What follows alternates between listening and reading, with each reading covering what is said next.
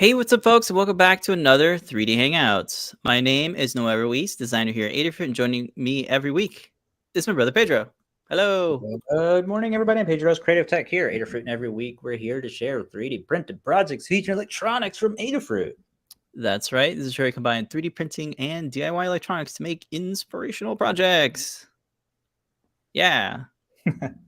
Hello, everybody hanging out in the Discord chat room. If you'd like to join us throughout the show, we are hanging out in the live broadcast chat channel, and the invite URL to join the Discord server is discord.gg/Adafruit.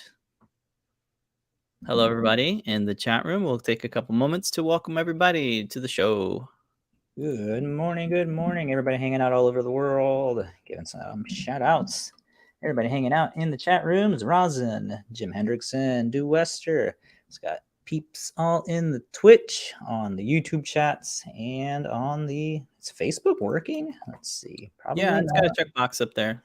Really? Every time I try to check it out. It must be a StreamYard thing. We use StreamYard to broadcast to 4 different channels, 4 different social networks.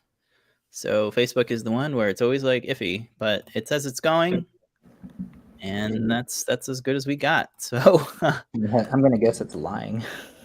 Yeah, it's fine. Don't worry about it. Or you're so So if you want to ask questions, we suggest you going to the Discord live broadcast chat. So that's where we're hanging out, but we also hanging out in the YouTube and Twitch. Those seem to be working okay, so we can bring those chats in if we need to. Hey, it is right. It is working. There you go. Oh no! All right, don't kill our bandwidth. No echoes. Let us know if there's echoes. I can switch to headphones if I need to. But without further ado, let's go ahead and do some housekeeping. All right. Let me head over to adafruit.com/free so we can see what the deals are this week. We got some new products, some new freebies. So let me go through the tiers. For orders that are $99 or more, you'll get a half-size Proto breadboard PCB.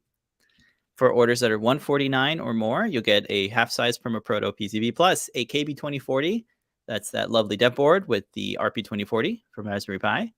And if your order is $200 or more, you'll get the KB2040 dev board, the half-size Proto breadboard PCB, and free ground shipping from UPS for continental US only. And then for orders that are $299 or more, you get the free ground UPS shipping, the KB2040, the half-size Proto, and a Circuit Playground Express. That's right, the return of the Circuit Playground Express. These are back. What? Yeah, thank you, Microchip. All right, so adafruit.com/free for all those details. These all get automatically added to your cart, by the way, so you don't have to do any coupon code stuff. And while I'm saying coupon code, we have a 10% discount code this week. So if you want to get some stuff, use coupon code FRAGMENT to get 10% off your total order. And this works on all physical goods. Alrighty. Next up, the jobs board is under construction. But if you go to jobs board URL, it'll take you to adafruit.com/careers. And these are 2 current openings at Adafruit and the New York City area. So if you are looking, if any of these positions look good to you, check those out. And they are, what are they? Facilities coordinator. Oh, looks like you'll be working with Garrett, making sure this factory is running like a well-oiled machine. A little chaotic, so you definitely want to have be able to do multitasking. Every time I go there, I'm just like, I can't work here. Yeah. Holy crap, there's so much stuff going on. So many cogs and wheels and shipping. Yeah, it's manufacturing. It's several floors. But if you can handle that, definitely an awesome spot to do it. Right in the heart of New York. Cool. Right. And that's going to do it for the housekeeping, really. So I'm going to hit back over to Discord. If anyone has any cool comments or gifts, go ahead and drop those in, and we'll take a look. All right. Let's I think everybody's on spring break. Everyone's spring break-in, which is great. So if you're watching in the archive, hello. And we got a fun project this week. So let's jump right into that. This week, we have a glowy project. As always, we have a glowy project. This was a fun project request from Lady Ada. This is a 3D printed geometric shape that is reminiscent to a star fragment. So a star fragment is one of those objects you can get from video games, particularly Animal Crossing and Zelda. Lots of different Zelda games feature these star fragments. And the cool thing Lamar wanted this to do is to be IoT. So the idea is that we can use the Medio API to kind of ask when the sun is rising and when the sun is setting. So as a lamp, this will turn on when the sun sets, and it turns off when the sun is rising. This was done in CircuitPython by Liz Clark, and she wrote it so that the NeoPixel LEDs will gradually brighten or gradually dim, depending on if the sun is setting or rising. Right now, the sun is out, so I have some demo code on here just to light it up. But real quick, I'll do a little demo. So all of these pieces snap fit into a dodecahedron kind of frame. I have the frame here, actually. So this is a dodecahedron. It has 12 sides, and it 3D prints without any support material. There's some chamfers along the edges so that it prints without any supports. And it's a frame, and I'm printing it in translucent PLA so that the core of this illuminates nicely. And then the spikes all snap fit into the various openings. And then we have a special spike here on the bottom. Let me go ahead and turn this off so folks can see it better without it illuminated. So there you can see the bottom spike has a little hole for the cable to pass through. And this has little lips on it, and it kind of snap fits in there. You can see the NeoPixel mount, and that also snap fits. So I can just take that out. And then here is the kind of the star fragment itself. And then this is the NeoPixel holder. There's 2 NeoPixel sticks. Each stick has 8 NeoPixel LEDs. These are really nice NeoPixel sticks that have like mounting holes on them. And I daisy chain them. So data out is going into data in. And I'm using these nylon M2 screws to secure this together. There is a little bit of issues with heating. So I have these washers in between the part, because like if you don't have those, I actually had this piece kind of start deforming because it gets kind of hot. So that's why you want to have these washers in between the PLA, because PLA can kind of deform with various heat. And then I have washers here to keep everything secured together. But there you can see using silicone ribbon cable, which is really nice because it's flexible. And then I'm using the Py ESP32 S2 to do the Wi-Fi. And then to make it easy to connect the NeoPixel strip or NeoPixel stick, in this case, you can use the NeoPixel BFF driver board because it has a built-in JST connector, which is great because now you can solder one of these JST cables to your NeoPixel strand or strip. And then this has the 5-volt level shifting, so you get nice power to your NeoPixels. You can use these socket headers so that you can disconnect your QT Py. And this will work with any QT Py or Xiao board, which is really nice. And it's a little chunky, but you could also do something more permanent like this one. I did it as close as you can. But one of the things you'll notice is that the USB-C port is aligned with the JST connector. So mounting this into a case can be a little bit different than what you're used to. There's not much spots to mount this in. So I ended up designing a special base and stand to make it more like a lamp kind of project for your nightstand. So here I'm using a USB-C extension cable, and these panels all pop open. So the idea is here that you can now stick your QT Py, connect that into this USB connector, and then just kind of house it here. And and then you can snap fit this back on. So that's all good. And then this kind of stand here has some special geometry here that will allow the Star Fragment to kind of rest on. So it just kind of rests like that. You can glue it in place if you like, but it's hollow, so you can pass the cable through the stand if you prefer. But Lamar really likes, and I also really like it, not on a stand because it just looks cool when you're holding it. So let me go ahead and put this back together and chat a little bit about, I don't know. What do you think? Any questions? Maybe Pedro, you have any comments about it? The the code for it, you can, I guess, adjust it, or it auto adjusts based on the time changes just happened.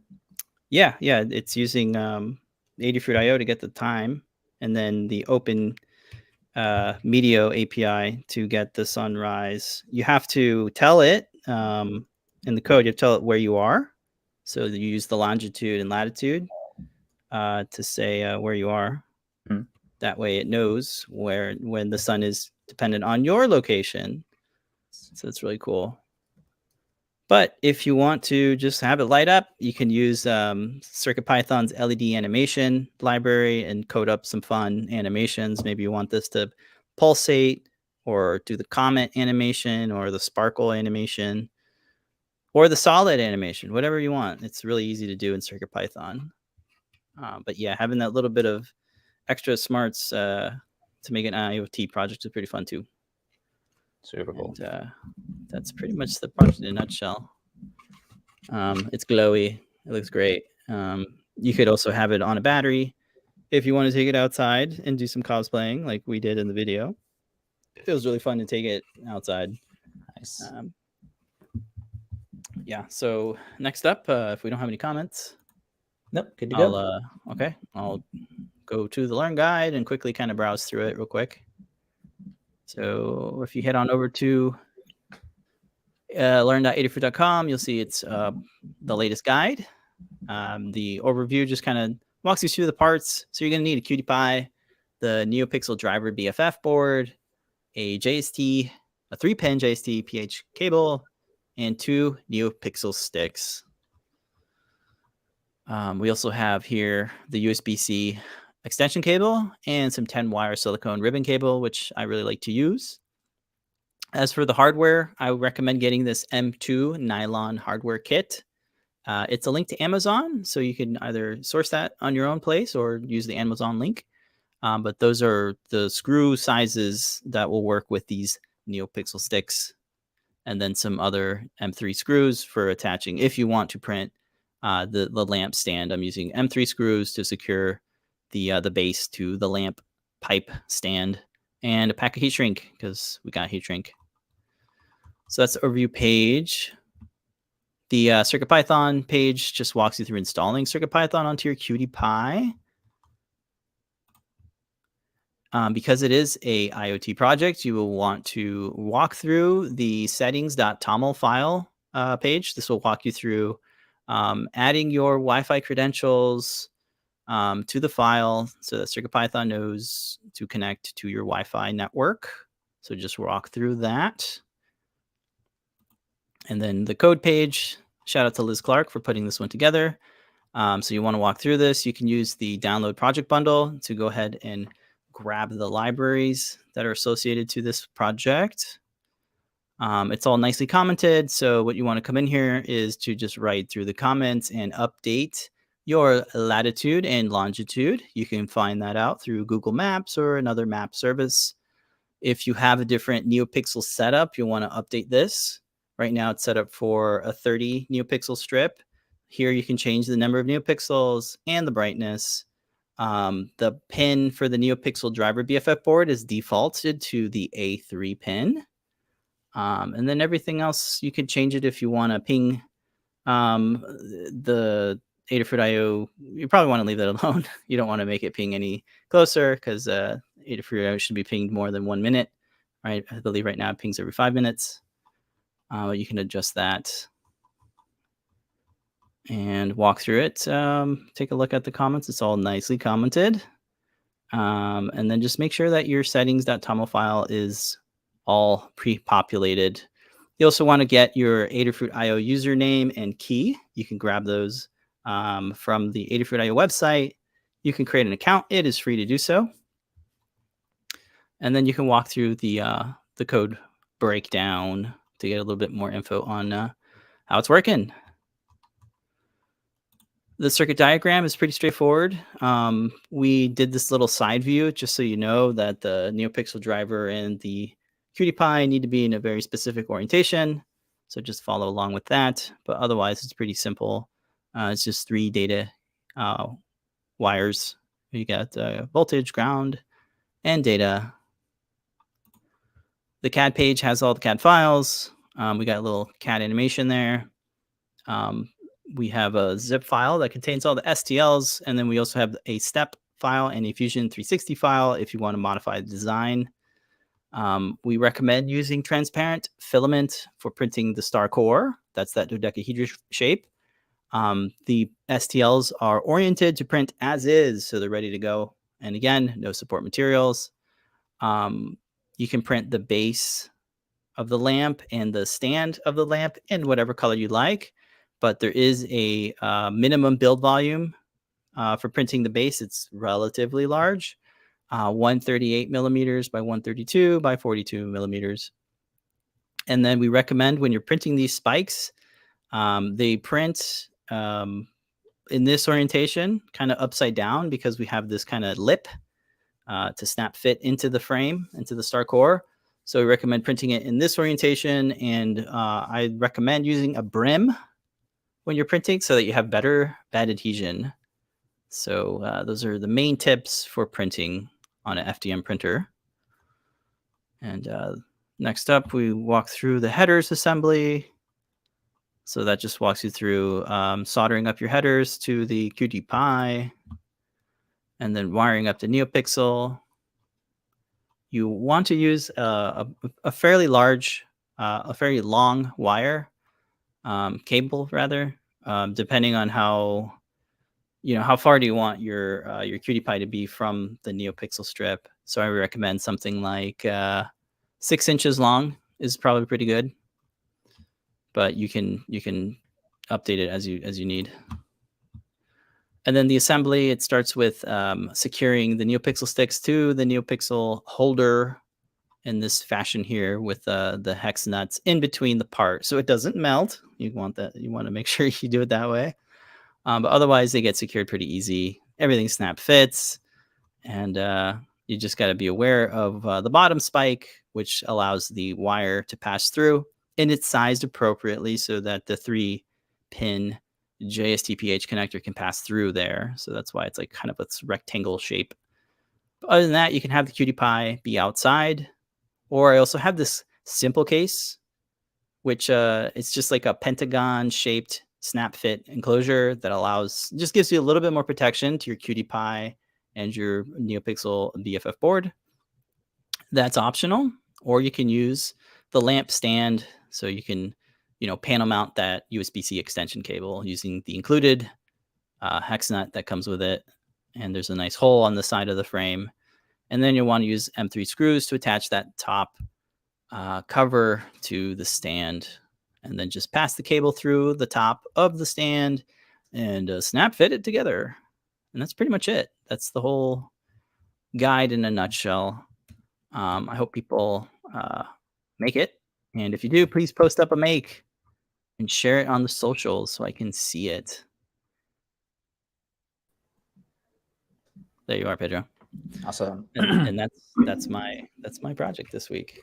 Yeah, shout out to Liz Clark for coding it, and Lamar, Lady Ada, for suggesting such a fun project. So glowy, so luminous. I like how you printed one. Yeah, I like how it doubles. It looks like a piñata. It does look like a piñata. You can put little frails at the end. Exactly. Let the kids hit it. But yeah, the kids have been having fun without any of the electronics inside, of course. You can have this bounce around. It has not broken yet, so that's fun. Design for that. Yeah. You could glue the spikes in place so that the parts won't pop out, but when it comes to assembly, it's nice to be able to take it apart. But yeah, I'm sure folks could can fashion a custom LED tea light holder for it, so that you don't need any kind of microcontroller. So I'm expecting to see, much like the LED Emerald project we did. I think folks will figure out their own, whatever they have on hand, make it light up or not. And you can print it in all sorts of different colors and whatnot. So yeah, Gavin, it should be scalable too. Should be able to scale it if you want it bigger or smaller. Oh, yeah. So yeah, that'd be fun. Giant one. Yay. Cool. So somebody's asking, what's the chats over here? It is relevant to a upcoming segment. Where is it? There it is. You got something to show off from some 3D printing service that you sent something in for prototyping. So yeah, direct dock Mac over to that service. Yeah. All right. So good.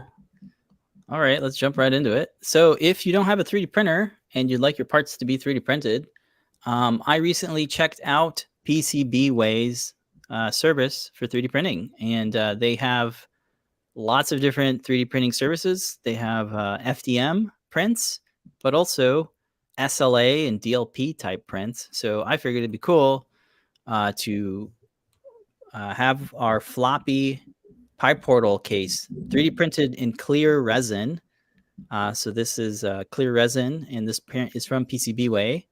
And the design is the exact same design that we 3D printed on our FDM 3D printer. Wow, no so color. So here you can see the quality of the labels here look great. There's no support material, so these edges here look amazing. This has that spray varnish option, which you can apply to your part, and they will clean it up and spray varnish it so it's not tacky and it doesn't smell or anything like that. It's fully cured. What's the added cost for that they have labeled? I'm gonna do a video on the cost because it escapes me right now, but I think it was under $40 for both parts, which is amazing. That's pretty good. I'm used to other services being like $100 for one part, but this is a pretty good price. The only thing is you got to wait about 10 business days to get it printed and shipped to you, but that all depends on the size of your part and the finishing that you apply to it.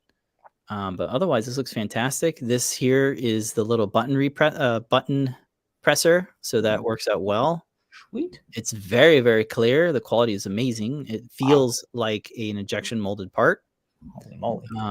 The tolerances are pretty much the exact same that I'm used to. So here I'm going to open the case here. Let me see if I can get my nail in there. I might want to take out this piece here. There we go. So I'm just using my fingernail to open it. There it goes. This piece here is a little bit more loose because I 3D printed it with kind of support material in mind. So it actually expands a little bit more. So it's a little bit more loose on that end. But these snaps are pretty nice. They didn't break, which I'm really surprised at. And another thing I'm really surprised at is I was able to tap these standoffs with these M3 screws, and they didn't crack or break, which is nice. We're used to tapping our standoffs because, the resolution of a 3D print and FDM machine isn't that great. But I'm sure you could probably get real screw threads in there, but I didn't need to. I just slowly drove the screw in, and it didn't crack, and that's really nice. Wow. These standoffs here just kind of passed through. So they were nice, and they came out. Look at that! You can see my reflection. They came out really nice. There's really no notice. If you shine it at the right angle with light, you can kind of start seeing some layer lines, but it's very faint. Really, yeah, very, very faint. And I can't tell where the support material would be. I guess they sand it or finish it or something. Wow. Yeah. So as far as snap fit tolerances go, a 0.2 millimeter clearance seems to work out well. I'm going to go ahead and snap this one. There you go. It clicks in nicely. And yeah, everything else fits pretty nice. that button presser works really well. So if you have something that that needs to flex slightly, that seems to work okay. Wow. And you know, this piece just kind of fits in there and has a better loose fit than I'd like, but there it is. So what I'd like to do is I submitted some more parts, some printed in place parts. How does that work, right? So I sent off another batch of parts to be printed. Notably the print in place crank. So I have that, a print in place handle, and a little AdaBot Lego minifig, because we have 3D printed AdaBot as a minifig. So I sent that off, and there's also you can apply a custom Pantone color dye to the resin print. So I sent that off in this teal color. So we'll see how that prints out. Oh, you should have sent the Lego part too. Let's see. Oh yeah, yeah. Well, you know, I mean, this is a Lego minifig, so we'll see if the tolerances for the feet, you know, and all that fit. Yeah, we'll see how that works out. Looking at the invoice here for PCB Way, it looks like each part was about $12.45 with, I guess, the varnish. And that's doesn't show here in the invoice. It just says transparent. The UTR 8100. Yeah, right. I guess that's the material they're using. That's right. So here I also sent off these hexagon keycaps to be 3D printed. So I was amazed that these print really good. So let me get a really close-up shot of this. So these are these chalk mechanical key switches, and I have 3D printed on an FDM printer these keycaps, and I just kind of sent them as is, and they have a really good tolerance. They snugly fit. They're able to come off, and here it is side by side to the injection molded keycaps that we carry. They're also clear. I think they're ABS though, and you can't really distinguish them other than the shape. Wow.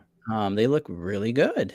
So if you want to get some keycaps printed, you can send them off to PCBWay and have them clear, or you could try that dye, the color dye, and have them custom dyed to whatever Pantone color you want.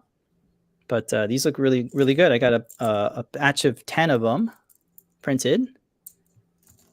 And what is the store that did sell these? What was the unit price for each one? It was actually for 10 of them, they were $4.95 US. Wow, so this is cheaper at $3.73 per unit. Yeah, and I got 10 of these.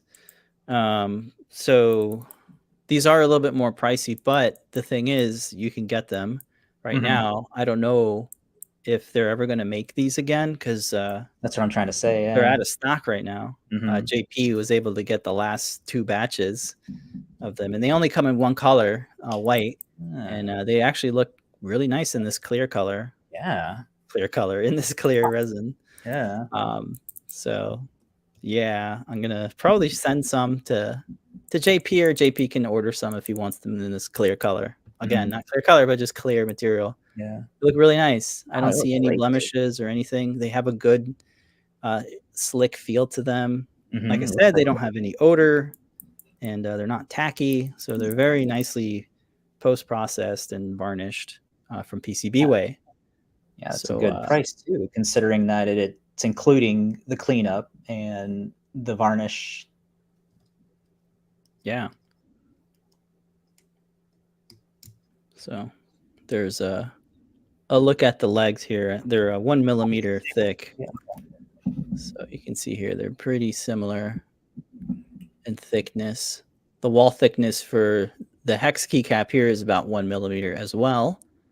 And I'm sure there's some limitations. You probably shouldn't make anything thinner than 1 millimeter for your part. But I think for most things, this is going to work out for most projects. So keycaps and floppy cases. So good.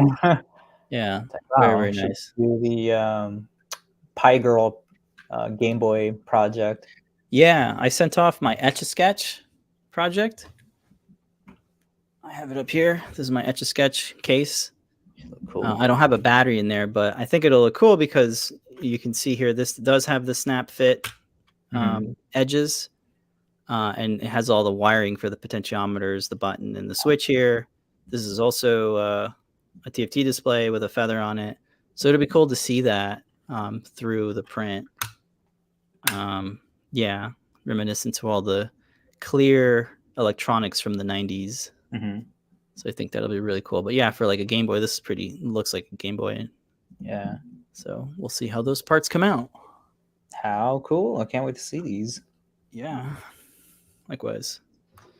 Yeah, it's just amazing that I hadn't have to do any changes to the model, and it just worked out with the snaps. Same thing with these keycaps. So it's a good testament to testing it out, going from FDM to resin. There are going to be some differences, but in this case, there weren't any changes that needed to be made. Yeah, the last time we sent stuff out was, I think, the shapeways, and the nylon powder stuff they sent back was like bleh. Yeah, the nylon stuff can be a little powdery, but that spray varnish for these resin is really nice. I'll put this back on here. Like way more expensive than that. Yeah, I'm really curious to see how the mechanical parts, the print in place parts, fare. Like, do they get fused? I don't know, but we'll see. Because none of these are really mechanical, other than this little flexy bit here. But, you know, that's just a tiny bit of flex. And, man, it looks fantastic. So, cool. They look great with like a NeoPixel light in the background to light it up. So those are our first batch of prints from PCBWay. Freaking awesome. I think you'll be doing a whole video on showing off a couple of differences and things to look out for. I guess the modeling and wall thickness and all that cool stuff that goes along with getting a really cool part like that. Freaking awesome. Yeah. All right, cool. And there's Dog. Wow. Dog. Jump over to what I've been prototyping. Going back over to another whippersnapper little case. This time, let me rotate around. This time we're taking a look at the PMS air quality sensor. So for this, and we're going to make this compatible with the upcoming, I think it's the Sense 55 one from Sensorion as well. So this is going to be a little desktop air quality sensor. It'll be powered by the Feather, sorry, freaking spam calling.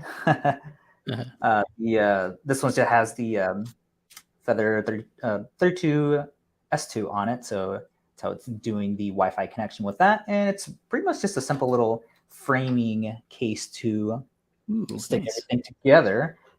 He wanted a little indicator, so we have NeoPixel strip on here, or not strip, stick on here, so it'll just turn red when you have low air quality on your desk. I would go ahead and show the graph for this, but I'm showing just 0 ppm. Is it like because I have all these plants in the house that like the air quality is just so good in here, so I'm not going to be able to get any readings for it? Maybe that's it. That's what I'm thinking. Like when I look at the CO2 monitor that we have in the editing room, it's like at 200. So it used to be 700, 1200, like before I put all the plants in there. So now it's like, oh crap, now I can't get any bad readings if I needed to. So I'm gonna have to take it outside and do some tests out there. So I wanted to make sure the Brent is working on getting display support on there. So I just made sure that for future that the reverse mount feathers would work on here. I think the S3 and the S2 are pretty similar. So I've got the nice little cutout here for the standoff because of the, let me get this side here, the module for that always gets in the way with the standoff. So that should mount on there perfectly like that. And yeah, should be a nice little case for doing some air quality monitoring right on your desk, or you can definitely mount this outside, having a nice little indicator for the time being until we get like display support added into Whippersnapper. So nice little case for that. And that's what we're working on. Cool. Yeah. And Whippersnapper, we have NeoPixel support, so it's easy enough to tie the two components together along with the PMS A300. 003i, yeah. And then Yeah. real quick, just to show that, yeah, the NeoPixel support works. That's what Hey, look at that'll that. look like. If I had bad air quality in here, if I had good, that's what it should show, the green here. And of course, you can adjust all that through the widget or the little control panel on Whippersnapper itself. Turn that a little bit more. And yeah, it's still reading like 0 ppm. So Right. Okay. does that It mean might it's need to be super good in calibrated here? somehow. I'm not sure, but I don't know how we'll to touch calibrate. base with Brett and see if we can get some more movement on that. Yeah, when I first installed it, it was showing like 1.0, but again, I don't know what those values mean. Is that good? I think Yeah. that should Yeah, be we're not good. used to Smells this. nice and fresh in here. So, I mean, they're giant leaves, so I'm sure there's a lot of CO2 that's being eaten up. Probably not enough CO2. Right. That's funny. Yeah, cool. And that's what we're prototyping. I think we can jump right into, since they're already there Right. in the background. Well, one second. Yeah, don't forget the discount code Fragment if you want to pick up some NeoPixel sticks, a feather TFT, or anything that's in stock. Really, go ahead and put that in your cart and support the show with the coupon code Fragment. All right. Jumping right into this week's Community Makes, we got a couple of mushroom storage cases with what was it, Nintendo Day, Mario Day? Yeah, that happened on March 10th. What is it? I didn't see it. What's the significance to the date? Is that when just that it's March 10, and if you put MAR and then 10, it kind of looks like Mario. So Nintendo kind of released a final trailer to the upcoming Super Mario Brothers movie. It looks pretty good. That is coming out. Yeah, looks fun. Yeah, so this is a twisty top. It prints. No supports. So this prints upwards. Cool. The way that just catches the way that the dome is, and I'm just using wood PLA to get that tan color for the eye, the face, I guess. I don't know the what is it, the stem? I guess it's the stem, right? Yeah, it's a stem. You have a stem and a mushroom head. Yeah, there you go. The eyes just press fit in, so these aren't glue in. I think I could. Oh, really? I thought they were glued in. Nope. The little circle things do glue in. The tolerance was super loose. I don't know if they were supposed to snap in or not. Okay. They just glue right in. And nice little storage for. I don't know, I guess you could put like some sort of insert in there to have like your Nintendo cartridges in there. Oh yeah, your SD cards or something. And of course, we got a green one. We got a 1-up and a power up. Yeah, very cool. Yeah, I like the shiny filament, and I think the red's kind of a glittery. No, that's what I time-lapsed it in with the glittery. I think one of the kids has those, so I had to make like 4 of these. That's funny. One of the kids, took it immediately. Oh yeah, that's great. The green I was using in the time lapse, I was using the Protopasta glitter green. Had a little bit of under extrusion, so I was like, crap, let me print that. And then I ran out of it, so I just used the shiny PLA, or the silk shiny PLA. That looks pretty good. Yeah. Let's take a look at the time-lapse video. I'm going to load it up here. So, yeah, that wood filament looks really nice. Yep. This is designed by 3D Printy on Thingiverse and Printables. They got a couple of really good designs. They have like a Donkey Kong barrel and like one of the blocks as well, like a block puzzle. Oh, okay. And I'm just showing here the dice. You can use it as a dice storage. Yeah, dice roller. Super surprised. Super surprised that the twisty, the threads work pretty good without any tolerance changes. Cool. Here is the design. It's free to download. Yeah. 3D Printy. Check out their profile. You can see it. All the parts here, 3MF files, STLs, and it has quite a few makes, 86 makes. Yeah. So lots of folks are printing this out, and all sorts of different color combos. And I wanted to do like the poison one with the purple and everything. Oh yeah, poison one. That's great. Super cool. Yeah, I like a good print that snap fits. Ooh, look at that shiny one. It's kind of like that copper. Oh, shelf. yeah. That's what I should have done. Shut off. You still can. Yeah, I'm done. I got to move on to the next All one. right. Like, oh, and this one glows. That's cool. Glow in the dark. This one glows too. I should have shown that off as well. Ow, ow. Oh, I like the rainbow Oh, one. look at that shiny one with the silver. That looks nice. Well, you could paint it too. Print it all in white. I'm sure you could scale it up, and hopefully the tolerances all work out. Yeah. Very cool. So check it out. Simple Twist, Open Mushroom on Yay. Thingiverse and Printables. All right. Let's move on to Community Makes. We're kind of still on Community Makes, right? Yeah. So we got some stuff to look at. We have... Yeah, real quick, just a comment from Teeth. Yes, I'm gonna try out the should be here Friday, the Sense 55, I think is what we got. Yeah, the 55. Oh, okay. The sensor for the air Yeah, quality. I'm not getting any good readings that I can actually display and use. All right. It's supported. Whippersnapper. It's supported, right? It's in there. Yeah. Okay. Excellent. All right. Well, the first community make we have, other than the mushroom, is a Keyblade from the Kingdom Hearts video game. This is a fun prop. This is posted by 3D Dave, or 3Dave. They printed it out, and it looks really good. It's a design that snap fits and screws together with a couple of heat set inserts, I believe. So that's a free design if you want to check that out. Next up, we have... You're going to like this one, Pedro. If I can copy it. Here we go.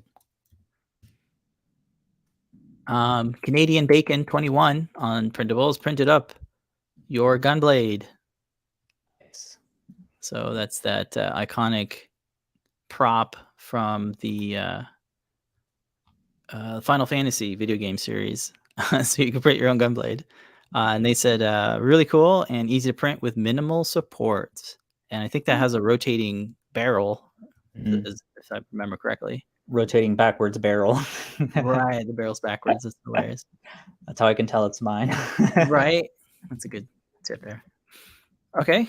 Dean on Printables printed up the ESP32 S2 case, the feather TFT stemma case.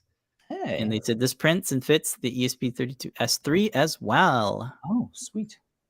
And that's it there. It's got that dual part, one for the screen and another one for like the connector and the stemma cable to pop through. And it has that sombrero tag, and it all snap fits as well, which is really cool.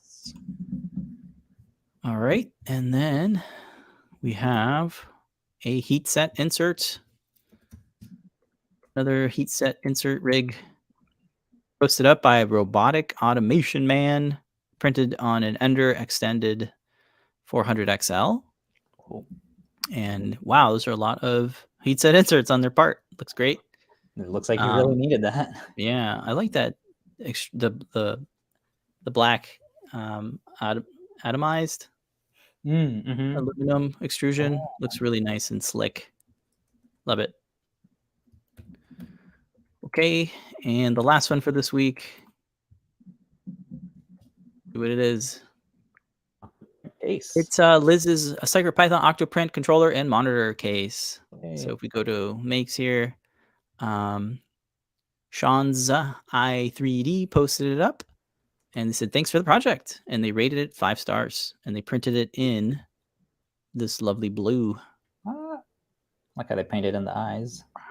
Oh yeah, the eyes are painted. Look at that. Or maybe they're printed little pieces there. Looks great. And that's this week's community makes. Thank you everybody for posting up your makes. Yeah, these are great. Yeah. And we'll have some more next week. Before I close the show, I want to remind everybody to use their coupon code if you want to pick up some parts from the Adafruit shop. Use coupon code FRAGMENT to get 10% off your total order. And as we close the show, we want to remind folks to come on the show and tell if you want to share what you're working on. It is on tonight at 7:30 p.m. Eastern Time. And then Ask an Engineer is on at 8 p.m. Eastern Time. Here in the States, we have a time change, so hopefully everybody is aware that times have changed. But we had a lot where we weren't going to change the time anymore. What happened? I guess it happened. Just didn't have enough votes. So go out there and vote. What else? We have JP's product pick of the week on Tuesdays. Yes. Tomorrow is JP's workshop. So you can check in on JP every Thursday. And then on Fridays, we have a deep dive with Tim, Foamy Guy, and sometimes Scott, the return of Scott. Oh. Right? Yeah. Yeah, I think he was on last week. Yeah, so check the notes here. I think that's it. Yeah, I'm gonna drop in the Discord chat real quick. Let everybody know. Thanks for tuning in. Everybody's on spring break, dude. I know. Yeah. Oh, hey, we have some folks here. We have Yanni. Hello. And Tithe is on as well. Hello. Thanks, folks, for joining us today. Hopefully we'll see everybody on Show and Tell. I'll be on there. I'll show off some of these stuff. And you got your Tron disc that you can show off as well. Yeah. Yep, I'll show that off again. Talk about the the pros and cons of making your own. Oh, okay. One of the biggest pros is not having to pay to change your color. Oh, that's funny. Yeah. That's some news that just came out, so that's so fun to let the folks know that what's forthcoming. Okie doke. Thanks everybody for tuning in. We'll be here next week, same time and same channel. But until then, remember to make a great day. Bye, folks.